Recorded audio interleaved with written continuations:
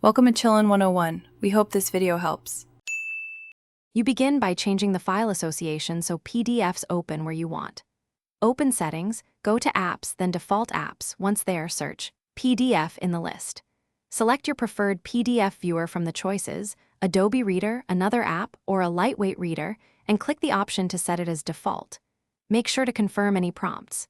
This changes the association at the system level so Edge stops intercepting PDFs before we finish browser settings.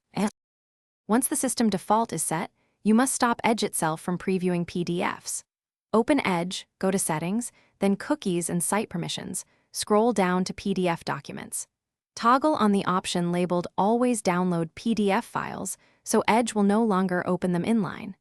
After changing this, close and restart Edge to ensure the new behavior takes effect. Make sure any browser extensions that preview PDFs are disabled too, because extensions can override this setting. Finish by testing.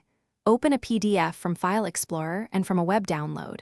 Both should now launch your chosen app or download instead of opening in Edge. If Edge still opens PDFs, recheck Windows default apps by file type to ensure. PDF points to the intended program, and confirm Edge's Always Download is enabled.